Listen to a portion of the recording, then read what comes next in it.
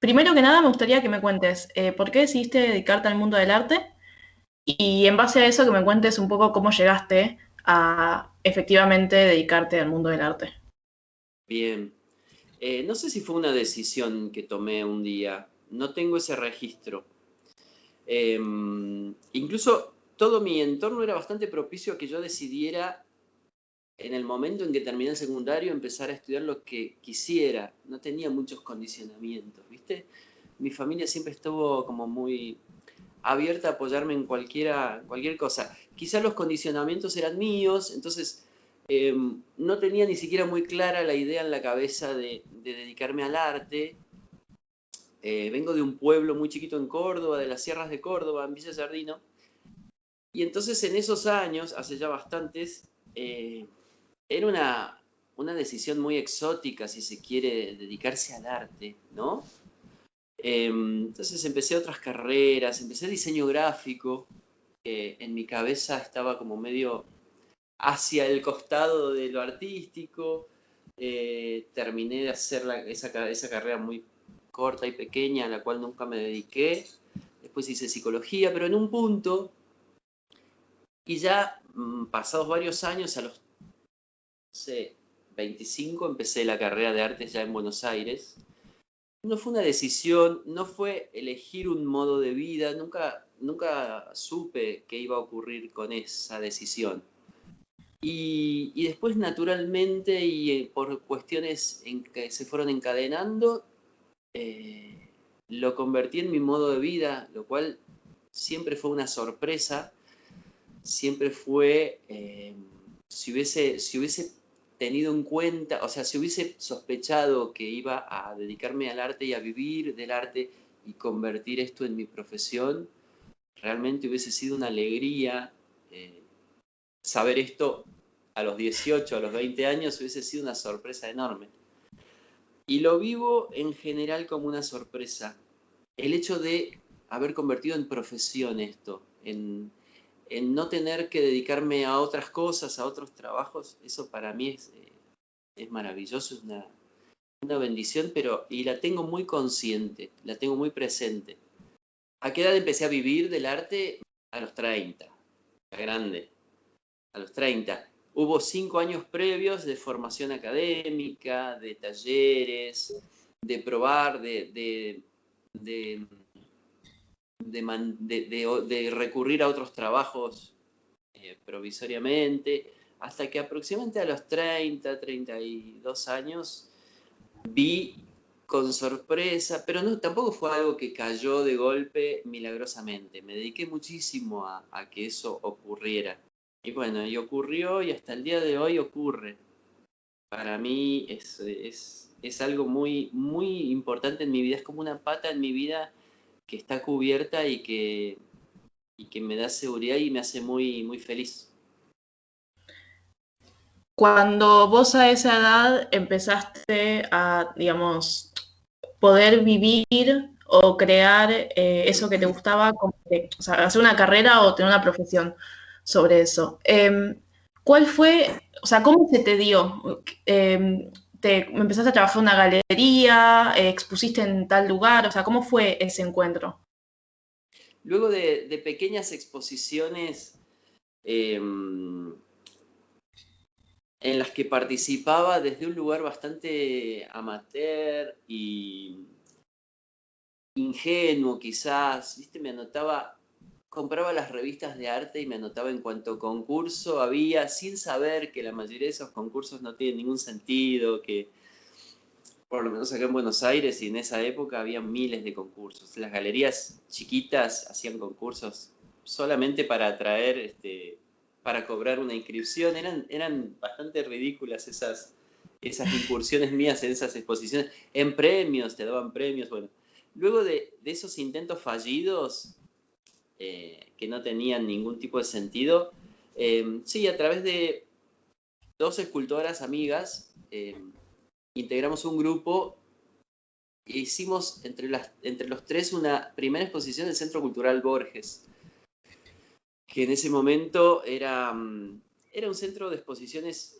bastante importante en Buenos Aires. Hicimos una muestra entre los tres sin saber que de ahí para mí se despegarían una cadena de situaciones y de casualidades que me irían llevando a través de esa exposición. Me contacté con una especie de galería muy comercial de arte. Era una galería no tradicional, una galería que vendía muchísimas obras de pequeño formato con un público claramente extranjero y turístico. Entonces, entré a este lugar bastante popular en esos años, en los 90 en Buenos Aires. No, en los 2000, perdón, en los 2005 fue. ¿Recordás el nombre de esa Sí. galería? Dogma.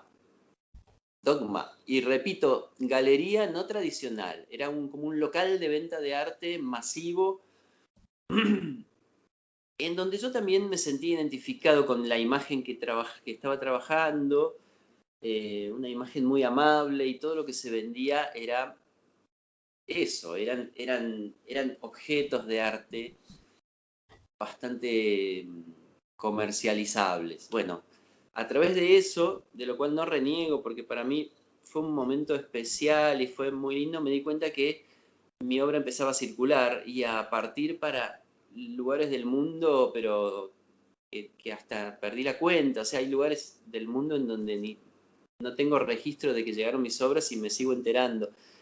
A través de eso, de esos años en esa galería, también me enfrenté con esa exposición permanente, el sentir que Claro.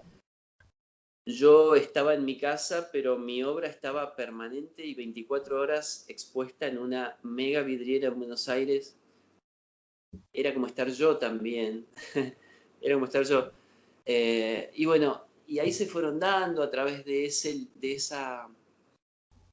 contacto, surgió también mi primera galería en Uruguay, fuera del país, en donde tuve también exposición permanente durante 10 años por lo menos, hasta que se cumplió el ciclo y terminó la galería. Y de ahí ya se empezó a ramificar todo y empezaron a surgir nuevas cosas. Pero eso fue más o menos, sí, ya en el 2008, por ahí. Perfecto. Vos cuando empezaste a acercarte al arte, ¿empezaste desde la escultura directamente o pasaste por alguna otra disciplina antes? Supe siempre que la escultura era lo que a mí me resultaba más orgánico. Desde el comienzo tuve bien claro que para mí el lenguaje era la escultura, era el volumen, el modelado. Si bien mis años como estudiante de diseño gráfico me manejaba básicamente con el lápiz, en esos años ni siquiera no existía lo digital. En los años 86, cuando yo terminé de estudiar, 87, nos recibíamos de diseñadores gráficos sin computadora, sin haber tocado una computadora nunca. Claro. Pero el contacto era más con el lápiz, con lo lineal, con lo plano, con las dos dimensiones.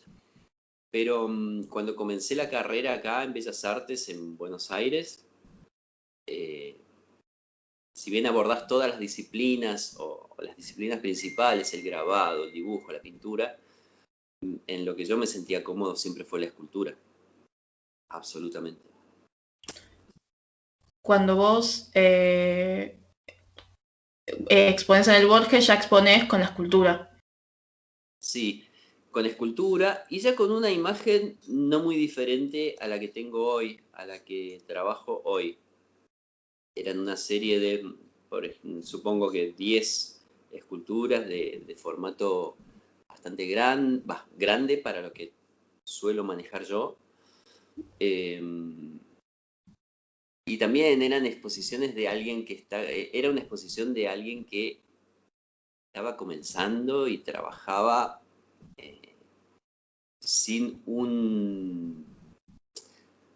con un orden, pero sin una finalidad. Yo producía esculturas y lo hice durante años sin ningún objetivo más que de acumularlas. No Claro. tenía el objetivo de mostrarlas, no trabajé para esa exposición. Llegado el momento de esa exposición, sí, reuní las esculturas principales que había producido y, y logré un hilo y logré un corpus que siento ahora a la distancia que era interesante, pero no fue una exposición planeada, trabajada como tal. Cuando me estabas hablando de tu trayectoria, mencionaste que estudiaste psicología y eh, quería preguntarte, vos haces unas esculturas muy particulares, yo creo que las que más conozco tuyas son de los hombrecitos, eh, y quería saber si vos encontrás o de alguna forma aplicás el conocimiento que vos estudiaste en psicología en esos hombrecitos, porque son esculturas que no tienen casi rasgos faciales, pero aún así dicen muchísimo. Sí, me gusta que lo digas. Primero, es, usando ya un término psicológico, es inconsciente. No hay una conciencia o una direccionalidad en eso. Pero supongo que todo aflora de alguna manera.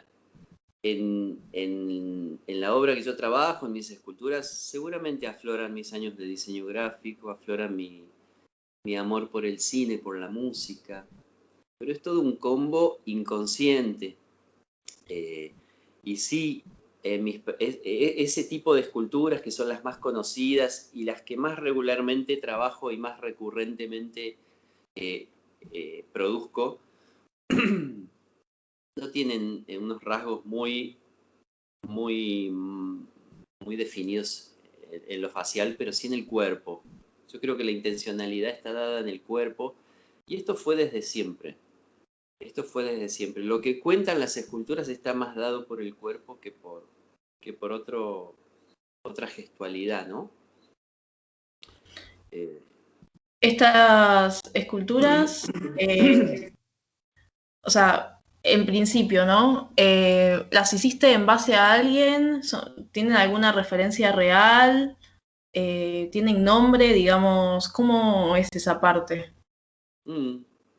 Estas esculturas, ¿sabes cómo surgieron? Surgieron en mis años de estudiante, en la cátedra de escultura.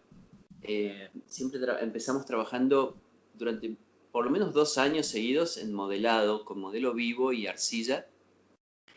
Entonces en esos momentos respetaba mucho y esa era la intención, respetar muchísimo la figura natural, los detalles, la musculatura y todo lo que académicamente se suele abordar.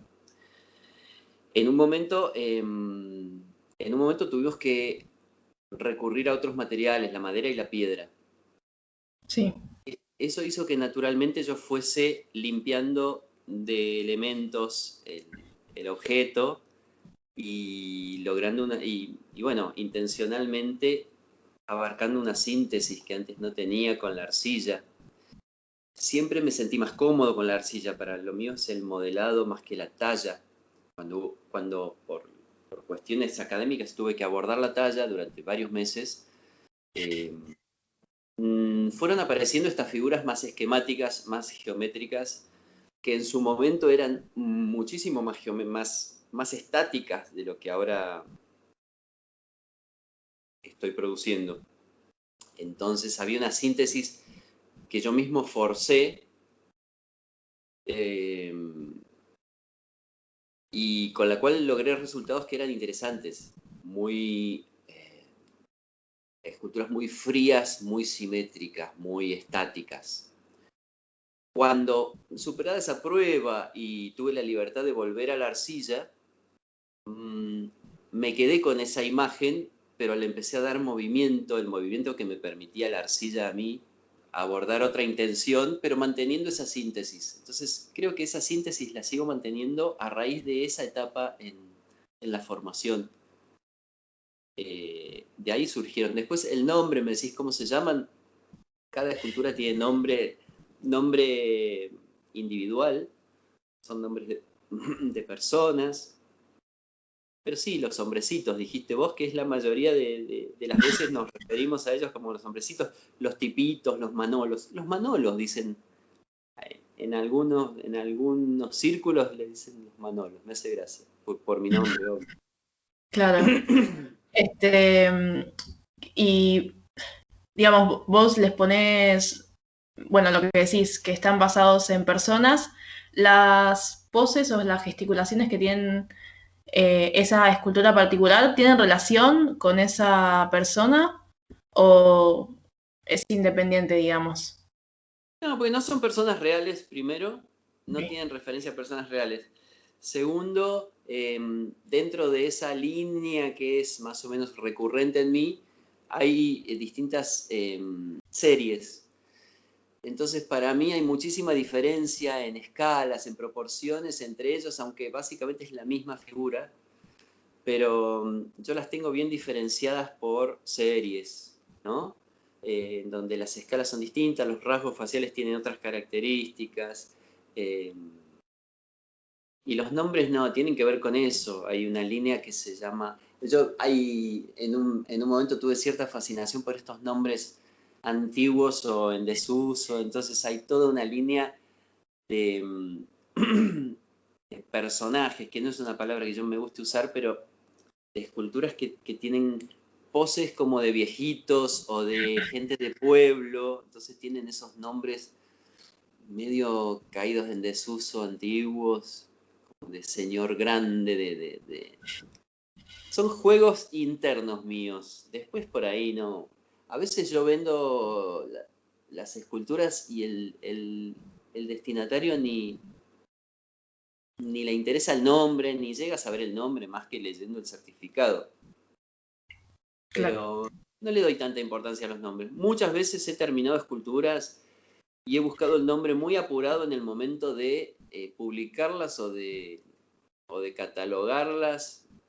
No le he dado el nombre. Después, como mi obra, no sé, a mí me gusta mucho cómo funciona en grupo mi obra, o las secuencias de muchas figuras iguales, o varias figuras dialogando. De hecho, trabajo siempre pensando en mantener la escala exacta de una figura en 2 o 3 o 5 figuras que van a venir luego, para que después puedan dialogar o para que después puedan, sí, interactuar de a 2, de a 3, de a 5, y a esas situaciones les pongo nombre, hablando de los nombres, ¿no? A esas Sí. situaciones les pongo nombre y en general son nombres sacados de la literatura, de la música, eh, frases, sí, que por una cuestión u otra me remiten a, a situaciones que están viviendo esas figuras y que son en general sacadas sí, de la poesía, de la música. Una pregunta que recién nombraste lo de los tamaños. ¿Qué tamaño manejas de escultura?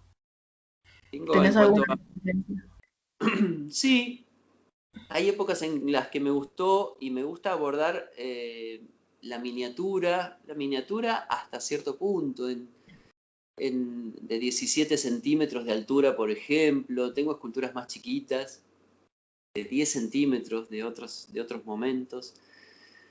Pero después, entre ese rango de 18 centímetros, 17 centímetros, hasta 80 centímetros, hay una escala, sí, hay un rango bastante variado de obras. Suelo llegar hasta los 80 por una cuestión de comodidad, de manejar yo solo, porque trabajo solo, no tengo ayudantes, me gusta la soledad del taller, entonces como los materiales que abordo a veces tienen un peso determinado, los 80 centímetros es una escala hasta ahí manejable por mí en soledad. Después cuando abordo esculturas más grandes, de 1 metro hacia arriba, ya recurro a ayuda o recurro incluso a otros talleres, porque por una cuestión física de mi taller, a veces necesito recurrir a otros talleres. He abordado también la escultura monumental, no es algo que sí me seduce en cuanto a resultados. Me encanta pensar, sobre todo las formas que manejo así más contundentes, ¿no? Con poco aire interno. Siento que tiene una presencia casi surrealista. Siempre que hay una escultura monumental del autor que sea, no tanto la abstracción, pero sí la figuración, para mí implica un diálogo surrealista con el entorno, ¿no? Entonces, cuando yo lo he abordado, siempre ha sido una satisfacción esa, ver el resultado. Pero no es algo que desde el comienzo, cuando se propone, a mí me seduzca tanto. De hecho, en estos momentos estamos ahí en conversaciones por unas esculturas, en principio una, pero pueden ser varias, esculturas monumentales. Y a mí la idea me seduce. Después me genera cierta incomodidad. El hecho de pensarla, proyectarla, reunir un equipo, porque evidentemente necesito un equipo de gente.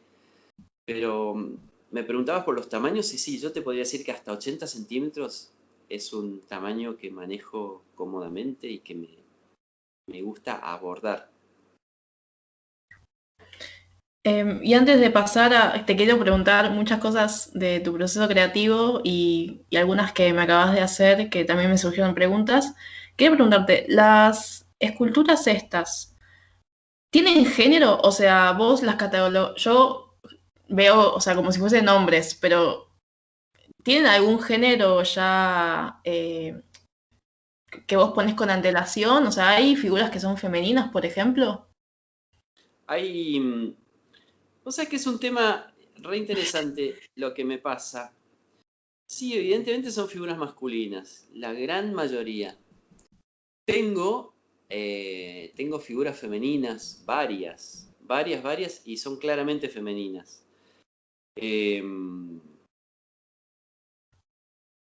Siempre fueron fruto de una investigación y siempre fue la intención lograr el femenino de esta figura recurrente que manejo casi todo el tiempo. Cuando lo he abordado, siempre el resultado ha sido satisfactorio, pero he sentido que no correspondía al femenino del otro personaje. Nunca sentí que estaba logrando el femenino del personaje recurrente. Pero sí tengo varias. La centinela. Hay una figurita que yo quiero mucho y me encanta, que se llama La Tejedora o Sí. La Pena Antigua. Tiene dos títulos, La Pena Antigua o La Tejedora. Es una figura de una nena con una trenza larguísima, que me inspira una ternura, una sensación de soledad. Imagínate, La Tejedora te lo dice todo. Bueno, son figuras con las cuales tengo un afecto y una conexión emotiva enorme. Cuando me hablabas de los tamaños y eso y de la gran escala, vos trabajás con arcilla, o sea, modelás la arcilla. ¿Cómo haces en el gran formato? ¿Cómo te manejas con el gran formato? O sea, esculturas, no sé, me imagino de, no sé, 3 metros quizás o más grandes. Y ahí la técnica es otra. Ahí se recurre a una talla en telgopor. Primero sí, la figura original surge de un modelado en pequeña escala. Después se traslada esa figura a otra escala en una talla en telgopor. Y ahí sí recurro a otros talleres. Hasta ahora la figura más grande que hice tiene 6 metros, pero la hicimos, por supuesto, con un equipo que dominaba esa técnica, Claro. con dos equipos de gente.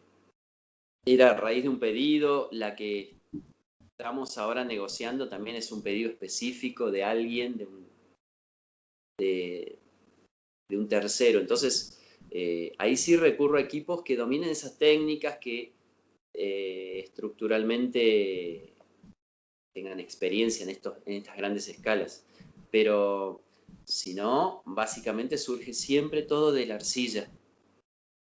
aún en los tamaños de 80 centímetros, a veces, últimamente estamos recurriendo a la talla en telgopor, sí. Después eso, por un proceso de moldería, bueno, termina convirtiéndose en otro material que quieras. Pero la génesis es el telgopor. Cuando comenzás con una idea, ¿partís directamente desde la dimensión de 3D o bocetás previamente en lápiz y después eso lo pasás a las 3 dimensiones? Tengo un problema. Me encantaría decirte sí, boceto en lápiz. Eh, Viste que académicamente los escultores a través de la historia deben ser excelentes dibujantes. Yo tengo una gran admiración por la gente que dibuja. Mi manera de dibujar es el 3D, es la arcilla. Yo boceto en arcilla y para mí eso es natural, es rápido, es una manera muy simple de trasladar ideas al objeto, a la realidad. No tengo Sí. ningún problema con eso. Pero un lápiz para mí y un lápiz y un papel implican un desafío, un desgaste, un estrés que no me funciona. Por eso tengo fascinación por los dibujantes. Y sobre todo por ver el proceso de un dibujo. Pero dibujo artístico, ilustración, diseño, lo que fuera, a mí me seduce muchísimo el lápiz. Porque es algo que tengo vedado. Entonces mi manera de dibujar.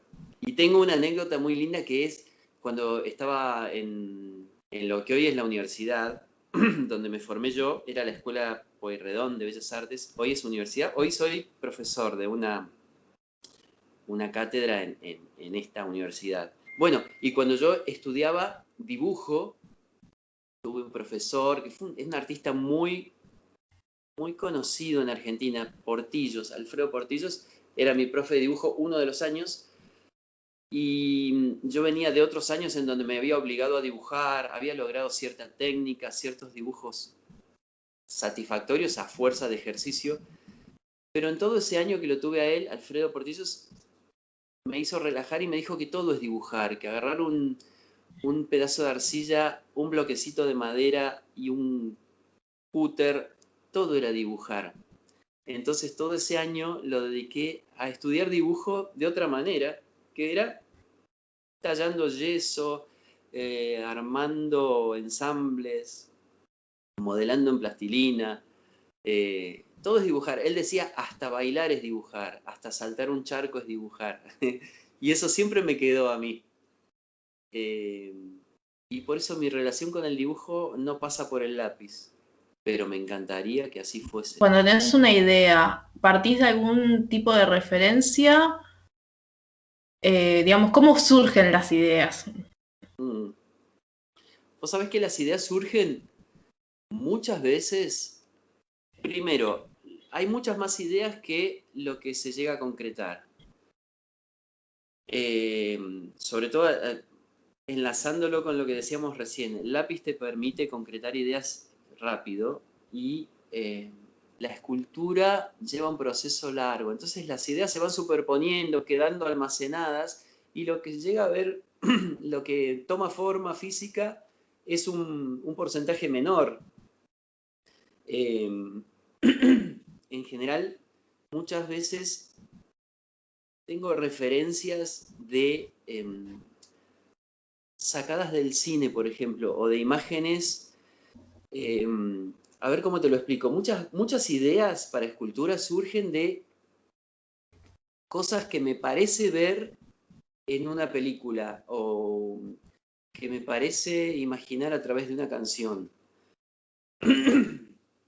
Un ejemplo muy físico y muy simple es, en una película muy de fondo veo algo que creo ver y ahí tengo una idea. Luego la cámara se acerca y era otra cosa.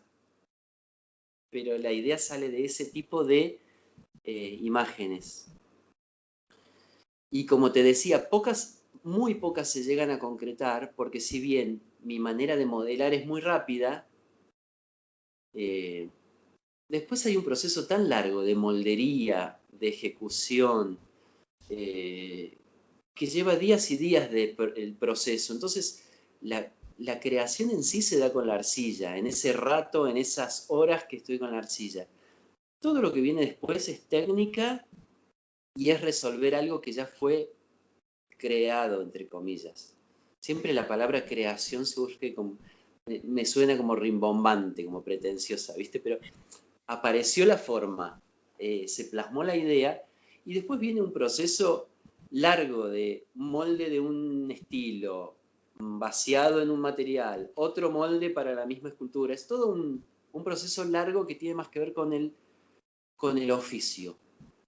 Por eso yo valoro también mucho el oficio, que es algo que quizás en el arte contemporáneo a veces queda como de lado o queda a veces menospreciado. En mi caso yo valoro y respeto mucho el oficio.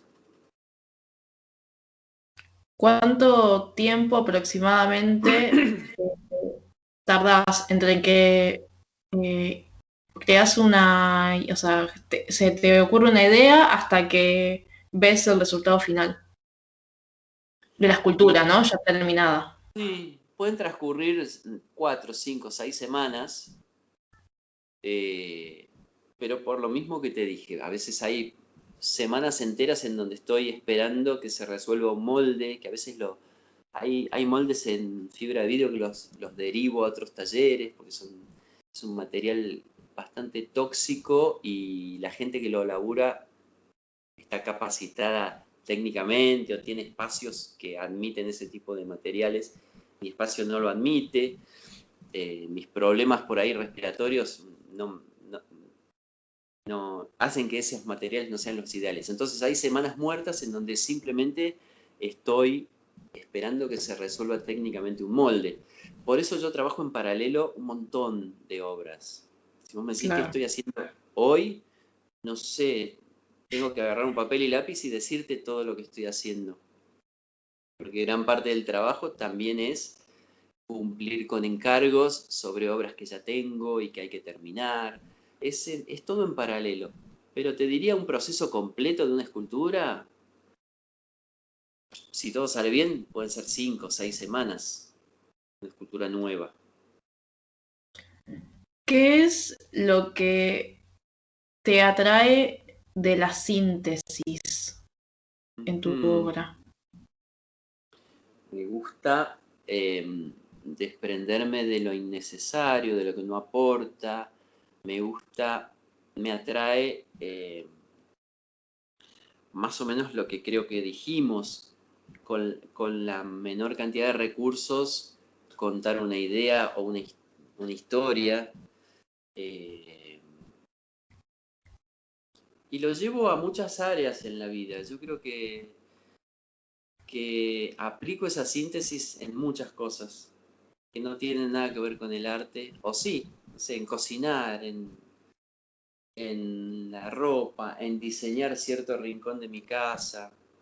Me gusta la síntesis. No soy muy barroco y estoy pensando mientras lo digo en qué cosas puedo llegar a ser barroco o más. No es lo mismo la síntesis que el minimalismo. El minimalismo a mí no me atrae tanto, no tengo mucha conexión con lo minimal, con esa frialdad del minimal. Pero sí con la síntesis, con descartar lo innecesario, sí. ¿Cuál crees que es el mayor desafío en tu obra, al afrontar, digamos, ¿no? Tu obra. Mayor desafío. Sí. Y a veces pueden ser desafíos técnicos, por ejemplo, cuando tengo que abordar algo de dimensiones que me incomodan, eso puede ser un desafío técnico. ¿Qué desafío? Contar una idea. Y ese desafío se da siempre en esta etapa que te dije recién, en el modelado. Esos 2 días que me dedico a una obra nueva. Ese momento es en donde siento esa tensión y esa pasión, porque Yo soy un tipo apasionado, pero enlazando, linkeando con lo de recién también, hay un 80% del trabajo que tiene que ver con la técnica, ¿no? Con llenar un molde, con lijar, con patinar. Pero el surgir una obra a través de la arcilla es el momento como de comunión, en donde de verdad está todo puesto en algo que va a surgir. Por ahí está el desafío. El desafío está en que surja lo que la cabeza está dictando, o que esa escultura tenga cierta vida, o que me cuente o ver reflejada la idea en lo que estoy haciendo. Quizás ahí va el desafío. Después todo lo que sigue es, como te digo, es técnica, es oficio y es manual. Claro. Y con referencia a esto, ¿qué es lo que vos querés comunicar con tu obra? ¿Qué es lo que quiero comunicar? Acá en me preguntás esto y me lleno de prejuicios con la respuesta, ¿no? ¿Qué debería comunicar un artista? Un artista en el siglo XXI tiene que denunciar, tiene que hacer arte político, tiene que incomodar, tiene que generar preguntas. Y en mi caso, todo tiene que ver más con lo formal y con transmitir cierta emoción. A mí me importan mucho las emociones. El concepto me parece que está... El arte yo siempre digo, es puro concepto, porque de hecho un pedazo de arcilla se transforma en la escultura final porque es pura idea, puro concepto. De ahí a ponerlo en palabras es el tema. Me parece que lo que más me guía a mí es la emoción, son los sentimientos, es el transmitir emoción. Ni siquiera belleza, te diría. Viste que en el arte contemporáneo está como dejado de lado la cuestión de la belleza o la cuestión de la... no sé, siento que a veces se habla más de las obras que lo que la obra en sí o el artista en sí tenía como intención. Sí. Y está bien, es teóricamente algo muy interesante y es un camino interesante. Pero siento que lo primero es la cabeza del artista y la intención del artista. Después se puede interpretar, ¿viste? Lo que decimos en la facultad, las obras son polisémicas. O sea, el sentido se completa de 80 maneras diferentes. Hay que ver qué hubo en el artista y cuál fue la intención del artista. A mí lo que me motiva, y te lo digo creo que por tercera vez, es la emoción. Es la emoción. Es crear situaciones emotivas, melancólicas, mágicas. Y como hay tantos artistas, somos tantos, todas las otras falencias las cubren los demás. El arte de denuncia, el humor en el arte, que yo lo abordo a veces, me gusta el humor en el arte, pero toda la cuestión de plantear realidades incómodas, sociales, políticas, no va tanto por el lado que trabajo yo. Y ahí te decía lo del prejuicio, ¿viste? Se supone que un artista debe cambiar el mundo. Qué bueno, yo creo que el arte sí cambia el mundo. Pero bueno, cada artista lo cambia desde su lado. Cuando, volviendo un poco a los materiales que utilizas, cuando me comentás que usas moldes de esas esculturas hechas en arcilla, el resultado final, ¿de qué material es? El resultado final en general Sí. es de resina acrílica, que no es la misma resina con la que están hechos los moldes y que para mí es tóxica. Es una resina ecológica, cemento, concreto común, con aditivos, mezclo resinas con cemento, hago experimentos que muchas veces, algunas veces fracasan y otras veces me dan unos resultados buenísimos porque logro cementos muy livianos y mucho más resistentes. Me gusta investigar técnicamente, me gusta probar materiales, pero en líneas generales lo que se ve en mis obras es cemento y resinas acrílicas. Pero también me gusta jugar con otras técnicas, con el papel, con los metales, la cartapesta, lo teatral que también está presente en muchas de mis obras. Sí. Ahí nombraste dos cosas que me parecen interesantes. Por un lado, nombraste los metales y quería preguntarte, usted es una serie que se llama Nómades, eh, que es muy diferente. Lo mismo pasa con la otra serie que creo que se llama Circo, que son muy diferentes a estas figuritas que vos haces. Voy a empezar por Nómades. Preguntarte primero, ¿cuál fue el punto de partida o la inspiración de esa serie? ¿Por qué la hiciste? Y después, ¿cuál fue tu interés en...? Porque tienen como accesorios de alambre. Entonces, ¿por qué decidiste incluir esos accesorios? Esa serie, mira, las dos son más o menos de la misma época y están Sí. ligadas en un punto. La serie Circo eran miniaturas muy chiquitas y respondían a una necesidad de experimentar. Ahí sí usé la cartapesta, usé también metales. Y ambas series tienen que ver con lo circense, con lo teatral.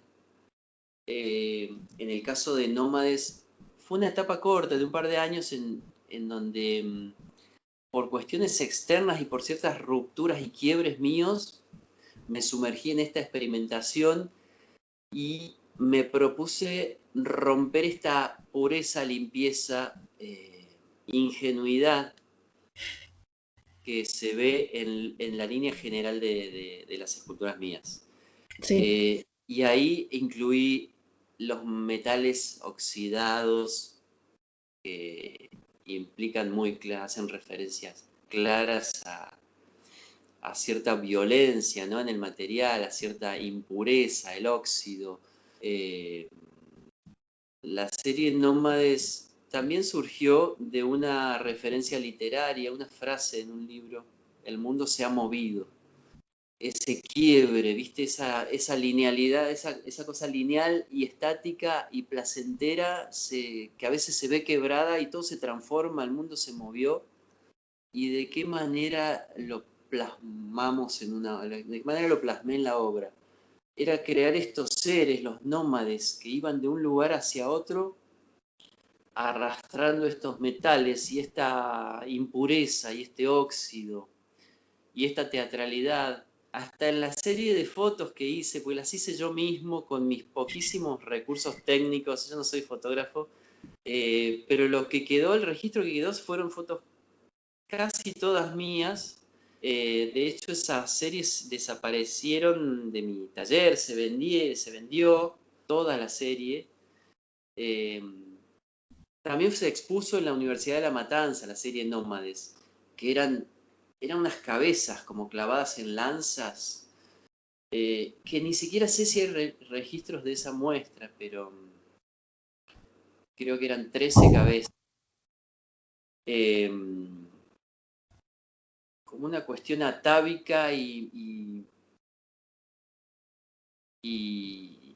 melancólica, que me hace recurrir a eso, a tiempos pasados, a civilizaciones perdidas, que para mí el tema de las civilizaciones perdidas es un tema de estudio y de interés que me maravilla y que siempre quiero abordar de alguna manera. Siento que ahí, desde esa creación de un mundo ciertamente fantástico, estuve cerca de abordarlas. Iba por ese lado. ¿Por qué decidís, por ejemplo, en la serie Nómades, no, o sea, el alambre siempre está como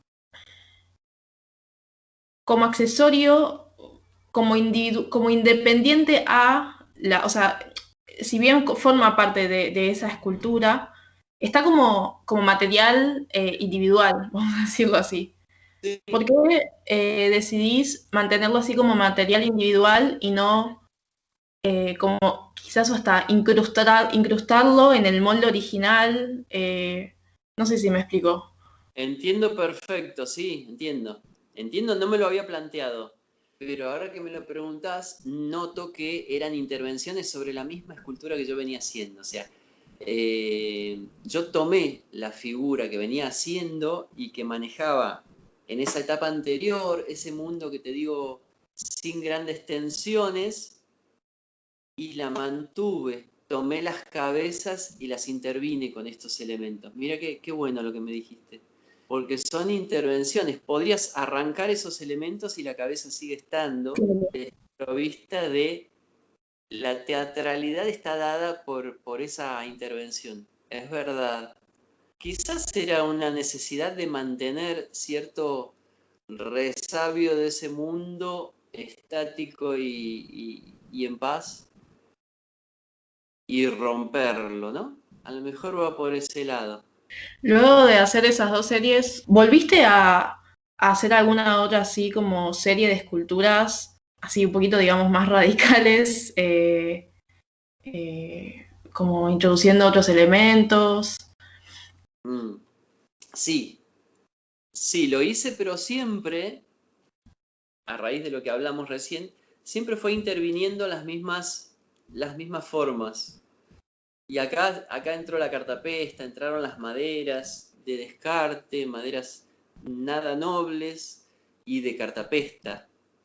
Eh, Paralelamente a este tipo de imagen, trabajo también con una serie de relieves y cajas objeto, en donde juega más la geometría. Algo de lo que tengo atrás, por ejemplo, me gusta jugar con un módulo repetido, pero no digo al infinito, pero casi. Entonces, me gusta lograr esta geometría, que es otro tema que me apasiona, la geometría, y hacer investigaciones geométricas a través de jugar con estos módulos escultóricos pequeños, con estas miniaturas, y lograr estos paneles como el que tengo atrás y muchos más que he ido haciendo, que siempre son paralelos a mi otro trabajo. Siento que me he ido desviando y volviendo, desviando y volviendo. Por eso yo hablo, siempre no, me gusta la palabra recurrente, eh, la figura mía recurrente. Eh, en algún momento se agotará en mí o se agotarán los recursos para explotarla, pero en principio estoy muy amigado con la idea de seguir trabajándola porque siento que a mí me sigue dando cosas. Y cuando me desvío, como decía recién, salvo excepciones como esta, me desvío interviniendo las mismas formas. Eh, habría que ver qué dice un analista sobre esto.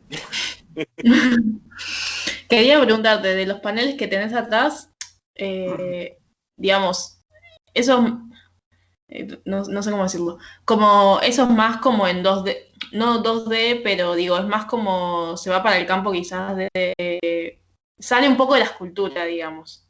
Sí, sí, son figuras de pared, podría decirse cuadros que no son pintados, son relieves en realidad. Son objetos planos con un mínimo relieve que lo da el módulo con el que juego. Eh, pero sí, son obras de pared, pero son escultóricas. Escultóricas también porque en principio si haces un zoom, son esculturitas, ¿no? Y ahí se da algo que también yo repito en las otras formas de las que estamos hablando y las que más se conocen, que es la repetición. A mí hay algo en la repetición que me enamora. Me gusta jugar con las secuencias. Me gusta crear por ejemplo, acá estoy creando una trama en un punto. Una trama que a cierta distancia es solo eso, un juego visual geométrico, y que después, al lograr un contacto más íntimo y más cercano, te das cuenta que son esculturitas. Los paneles que tenés atrás, que bueno, yo no llego a ver lo que es, tu forma de trabajo es modelás la escultura en pequeño formato y después eso haces un molde y haces copias, o modelás miles de esculturas por separado y pues eso lo unís al panel, o lo trabajás como relieve, o sea, ya como la técnica de relieve de toda la vida. No, primero logro un módulo chiquito que se puede modelar en cera. Lo que ves atrás son lobitos, son cabecitas de lobos de juguete. La figurita principal es una sola o dos, en este caso son dos diferentes. Se modela en cera y se hace un molde para poder repetirlo infinitamente, un molde de caucho. Eso es lo que suelo hacer con estas formas. Muchas veces también me apropio de un objeto externo, o sea, tomo un juguete antiguo, por ejemplo, hay otras que estoy mirando en este momento, juguetes antiguos que consigo y que compro o en algún viaje, y con esas, por ejemplo, un muñeco, una muñequita, con esas caras, me apropio de ellas, hago una apropiación y hago un molde de eso, y ahí lo repito. Los acumulo obsesivamente hasta tener una cantidad enorme, y a partir de ahí surge el juego visual, el juego geométrico. Se aplica directamente sobre las bases. No trabajo en este momento y en este caso no trabajo en relieves, como me decías, como me preguntabas. ¿Cómo manejas el color? ¿Cómo es tu relación con el color en tu obra? Mi relación con el color es polémica, es tensa. De hecho, por eso no pinto tampoco. No tengo conexión con la pintura más que como espectador. Amo la pintura, pero no siento que sea un lenguaje que a mí se me dé. Por eso en el tema de colores siempre trabajo con los neutros, con los blancos. Los blancos son una comodidad para mí, y los grises, a veces el mismo color natural del material, como el cemento. Los grises con ciertas pátinas, con ciertas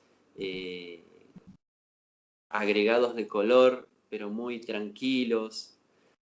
Y en contraposición con esto que te estoy diciendo de los neutros, aparecen estos colores que son más una investigación o una experiencia a propósito, o sea, una intención de romper y que aparezca el color. Pero siempre son también recurrentes, mira, vuelvo a la palabra, los azules estos ultramar, Sí. y los rojos. No hay mucho más. No hay mucho más. De hecho, este color a mí me conecta mucho, es un color que me gusta y lo uso como acentos en algunas esculturas. Investigo los pigmentos, los azules son complicados, sobre todo estos Sí. así tan saturados, ¿no? He fabricado pinturas para usar no en arte, pero sí en mi casa, con este tipo de azules, y nada, cuestan, pero esa es mi relación con el color. En el momento en que tengo una escultura nueva, el tema de qué pátina o qué apariencia, qué textura no, pero qué color va a tener, es el final. Y puede variar, no me modifica mucho. No modifica mucho la intención de la escultura. Cuando manejas color así más vivo, o sea, cuando no es pátina, o sea, cuando es pintura, ¿qué tipo de pintura es? Son pinturas al agua en general. Pinturas al agua, cuando es pátinas pueden ser pátinas al aceite, a la grasa. Es re interesante. Las anilinas a la grasa logran en el cemento una transparencia. Bueno, son cosas técnicas, pero son interesantes. Pero en general es al agua. ¿Y usas algún tipo de barniz o cuando es pintura, ¿no? Cuando es pintura al agua. ¿Usas algún Sí, tipo de barniz de cobertura o es directamente la pintura al agua sobre la no, escultura? siempre a veces uso veladuras, o sea, muchas capas de la misma pintura y tienen un final con un barniz mate. En general eh, trabajo con texturas mate. Cuando hay un satinado se debe a que hay otro proceso de ceras. Hay la utilización de alguna cera virgen, unas ceras brasileras muy duras. A veces las uso para esculturas de exterior. Pero en general en la escultura lo que más se ve, sobre todo en las esculturas más grandes mías, es el material crudo, el brutalismo del cemento con sus defectos, con sus agujeritos, con su cualidad propia, ¿no? Que a veces es imposible tapar. ¿Alguna vez se te ocurrió o experimentaste trabajar con texturas? O sea, que tu obra no sé, que el resultado final no sea siempre ese liso tan característico. ¿Trabajaste con o experimentaste con texturas, con, bueno, no Sí, sé, con ese tipo de cosas? entiendo. Estoy justo en eso. Estoy justo en eso. Lo he trabajado pocas veces y la textura a veces ha sido la que ha dado cierto material. La cartapesta a veces tiene su propia textura y la he dejado a la vista. Eh, y ahora estoy investigando ya hace un tiempo con algo que me tiene muy entusiasmado, pero son texturas visuales, no son texturas táctiles. Eh, Quiero hacer una serie de esculturas mías, espero que de un formato interesante, de un tamaño interesante, más o menos de 80 centímetros, en donde yo eh, estoy investigando y quiero aplicar ciertas texturas visuales que tienen que ver con unos estampados antiguos que me remiten a la niñez. eh, y estoy en eso, es todo un tema. Aplicar, para mí, estampados, estoy haciendo pruebas técnicas, a ver qué materiales uso, si uso algún tipo de revestimiento de color aplicado o si directamente uso pinturas o si uso estampas o si uso algo que tiene que ver con el grabado. Estoy viendo, pero es curioso que justo me lo preguntaste.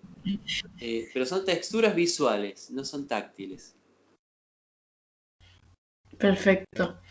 Eh, y ahora, bueno, te quería hacer una consulta. Si tuvieses que encasillar toda tu obra en tres palabras claves Ujú. que representen, que definan de alguna forma lo que haces, ¿cuáles serían y por qué?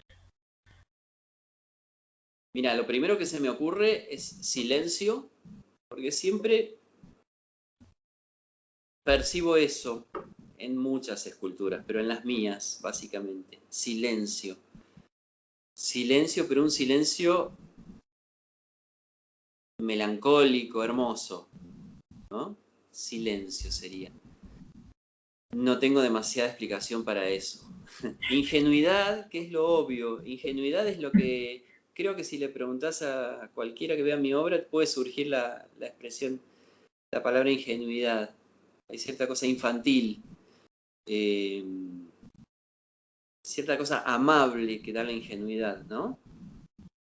Eh, de hecho, siento que mis esculturas son amables a la vista. Es raro que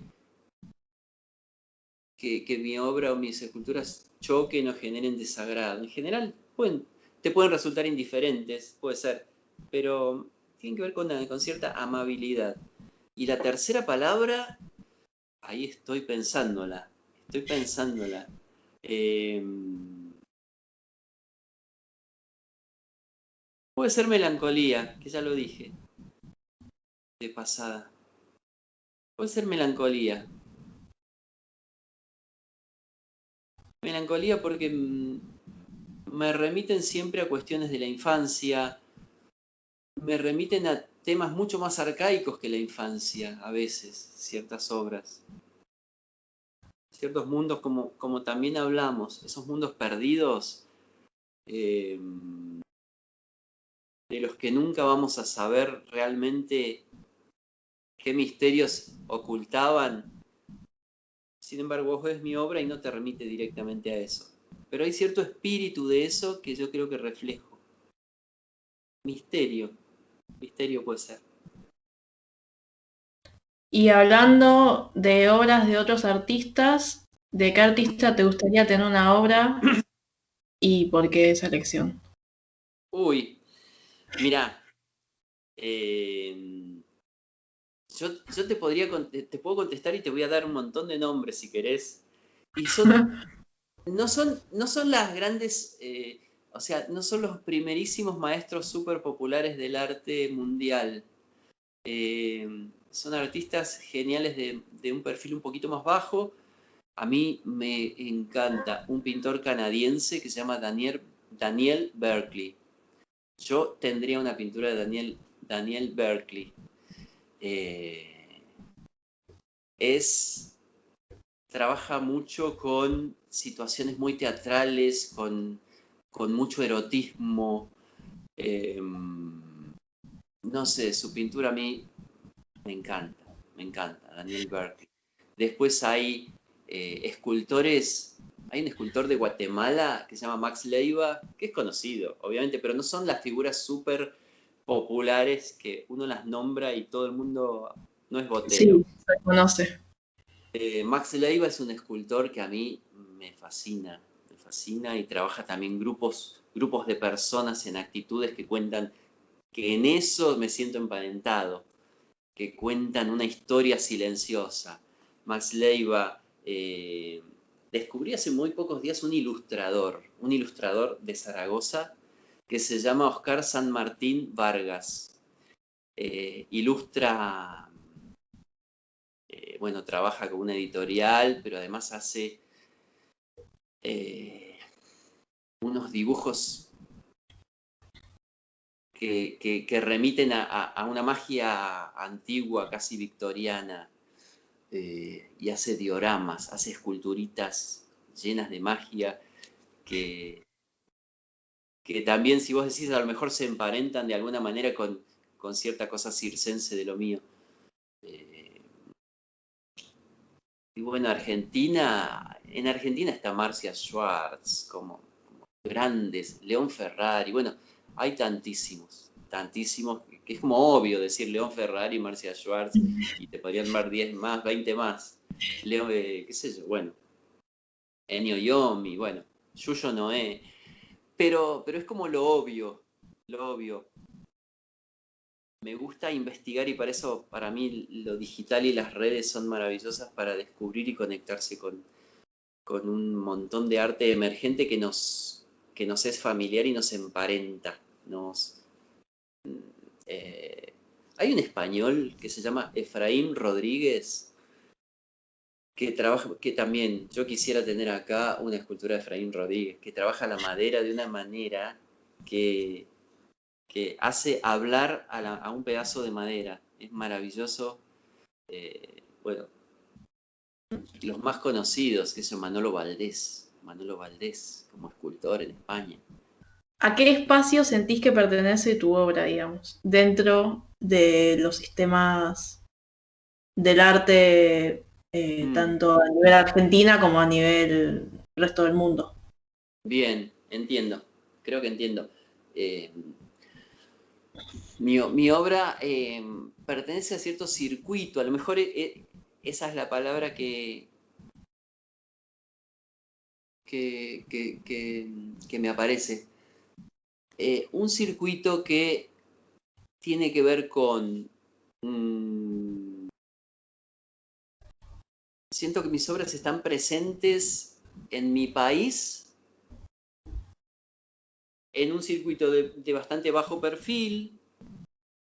No soy una figura conocida, no sé si lo quiero ser tampoco. No he participado, por ejemplo, en las grandísimas ferias internacionales ni siquiera en mi país, en Arteba, no pertenezco en este momento, y salvo alguna excepción, no he pertenecido a galerías de primera línea, pero mi circuito tiene que ver con la autogestión. No participo de los grandes salones nacionales, salvo en algunos momentos hace muchos años. Sí siento que mi obra está presente en un montón de lugares del mundo. He hecho exposiciones afuera, he expuesto en Suiza, tuve uno individual en una galería chiquita que fue una muestra preciosa. He trabajado en España, en Portugal, bueno, en Uruguay, acá. Tengo obra presente en muchísimos países, muchos de ellos ni siquiera, en países que ni sé que tengo obra. Tengo esculturas en espacios públicos de mi país, en muchas ciudades diferentes, pero aún así siento que el perfil mío va por otro lado. No pertenezco a esa línea de artistas que sean manejados por una gran galería o que tengan... Mi perfil es otro, mi perfil es otro. En esto creo que estoy respondiendo a tu pregunta. El contexto mío es ese. No hice nunca, no puse mucha energía en pertenecer a otro circuito, y estoy muy bien y cómodamente instalado en este circuito. Quizás la imagen que manejo, y acá entra también el prejuicio, la imagen que manejo se desprende un poco de lo que en general se está trabajando, por lo menos en mi país, en las grandes galerías. Es otro tipo de obra, es como que estoy desfasado quizás temporalmente, no sé, pero al margen de esto que te estoy diciendo, yo estoy muy consolidado en el circuito mío, estoy feliz y trabajando sin parar hace 30 años, 25 años. Y eso, y he convertido mi trabajo artístico en mi trabajo. Eso para mí es como uno de los mayores logros. Con referencia a eso y a todo lo que venimos comentando, ¿en qué circuitos crees que debería moverse una persona que recién se está metiendo en el mundo del arte, ¿no? Y se quiere dedicar a eso como una carrera, como una profesión? Primero depende de la intención de cada uno. Yo tengo, como te dije recién, doy clases en la facultad y tengo grupos de 90 personas cada cuatrimestre que terminan ese cuatrimestre, se van, vienen otros 90, 80. Cuando daba clases presenciales eran 50, 40. Y siempre yo veo una variedad y una diversidad tan grande de intención, de proyectos. Un artista que recién empieza puede dedicarse a investigar, a escribir, a producir en medios digitales. Hay tanta, todas estas barreras en las artes visuales que se han quebrado en las últimas décadas, ¿no? Hacen que esa diversificación sea tan grande que, para responder a tu pregunta, quizás acotando los artistas que recién comienzan y se dedican a cierto arte visual, a cierta rama del arte visual que necesita difusión o necesitan, si lo que necesitan es instalarse, mostrarse, yo pienso que hoy la herramienta que tenemos todos y que yo no la tenía en su momento, eran la principal y la que está más a mano, son las redes. Y después ver por qué lado querés seguir. Si por el lado de participar en los salones y entrar en una galería importante, o por el lado de la autogestión, o por el lado de, qué sé yo, hasta del diseño, o del lado de la industria cultural en cuanto a... Hay artistas impresionantes. Yo tengo alumnos, por ejemplo, suelo durante el cuatrimestre no investigo y no entro a ver su producción artística. Mi cátedra y mi materia es teórica, entonces cuando termina, ya los califiqué, entonces a veces empezamos a interactuar por las redes y me meto a ver lo que hacen, y en muchos casos me quedo sorprendidísimo. Y digo, qué suerte que yo no sabía esto, porque me hubiese inhibido en el momento de darles clases, porque hay tremendos artistas que quizás están trabajando en productoras de cine, en publicidad, quizás a muy baja escala, dan sus propias clases sobre algún taller técnico. Creo que es tan grande el rango. Hay artistas que hacen mapping, que hacen manga, que hacen, no sé, animación, cerámica. Entonces, en un punto es inabarcable. La manera de comenzar a insertarse o a mostrar las cosas, creo que hoy está dada por lo digital. Es la primera herramienta. Después, la llegada al público se irá dando por el camino que cada uno encuentre o decida. Y ahora quería hacerte la última pregunta, invertir un poco los roles y pedirte que vos seas el que le formules una pregunta que le harías a otro artista. Puede ser cualquier artista. Bien, bien. Tengo 2 o 3. Sí, sí, sí, las que quieras, sí, sí. Pero todas van por el mismo lado. Porque yo Bueno, digo, si es un artista vivo o es un artista sobre el cual hay mucho material para investigar, no tengo grandes preguntas. No tengo preguntas porque siento que, o por lo menos no en este momento, no se me ocurre, pero siento que todo está a la vista. Todo puede investigarse y preguntarse.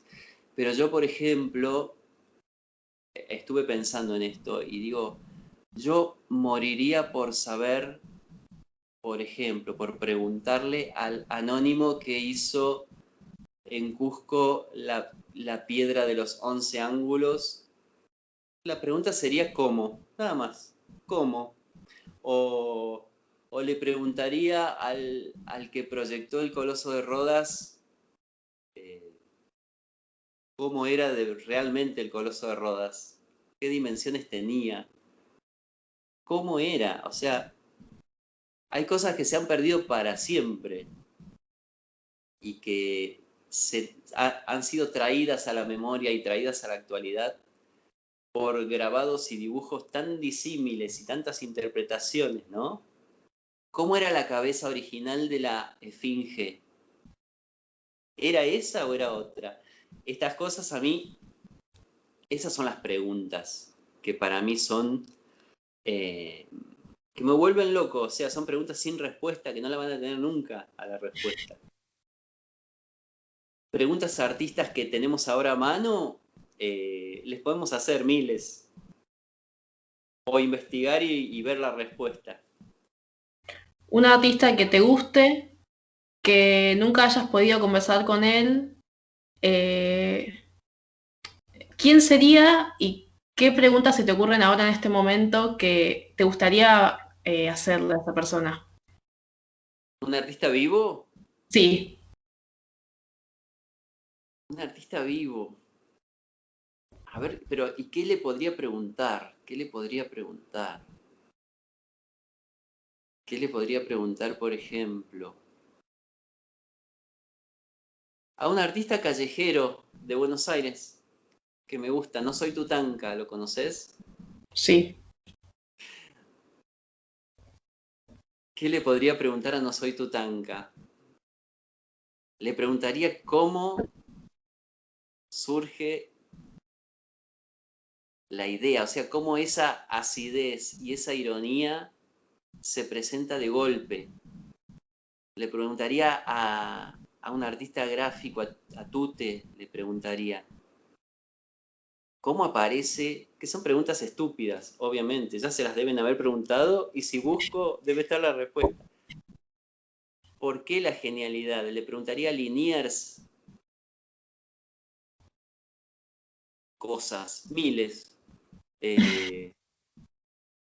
Sería más que una pregunta, serían charlas, ¿no? charlas y entender el proceso, o sea, la magia. Estos tres que nombré son gente que de verdad me parecen geniales. Entonces, sería nada, preguntarles lo que sea y que me cuenten lo que quieran ellos. No serían preguntas puntuales. Perfecto. Está bien. Me parece bien. Me di cuenta que, claro, los artistas a los que, o ilustradores, a los que vos les harías preguntas, ninguno es escultor. O sea, son todos de otros, bueno, no, de otros campos Sí. que también es un poco, que tiene también que ver con tus intereses, con tu formación, que se pegan quizás al diseño también. Eh, nada, es una acotación. Sí, es verdad, es verdad. Pero, por ejemplo, los que te nombré en el medio de la entrevista, que eran escultores, me generan el mismo, la misma pasión por saber detalles. O sea, y los detalles tienen que ver no con lo técnico, sino con el espíritu, de dónde aparece eso, de dónde aparece esa magia. Eh, creo que va por ahí, creo que va por ahí. Y, perdón, tengo una pregunta más, que yo sé que te dije que esta era la última pregunta, pero me quedó colgada. ¿Qué es, y con esto cerramos, qué es lo que más disfrutás de tu trabajo? La soledad, o sea, trabajar en soledad, trabajar en mi casa y definitivamente lo que creo que está en la cima de este triángulo es generar interés, o sea, saber que hay una respuesta, que hay un interés y que lo que recibo en general tiene que ver con cosas que yo quiero transmitir, pero no las he dicho y han llegado a buen puerto. O sea, que alguien me mande una foto de una obra mía y me diga que le transmite magia, que le transmite, que le recuerda a cierta situación infantil. Eso para mí es maravilloso. Digo, wow, lo logré. Eso es lo que más me gusta. En ese orden, el silencio de mi taller, la soledad, eh, la comodidad de trabajar en casa, protegido del exterior y eso, y el saber que las esculturas son bien recibidas y que genero interés.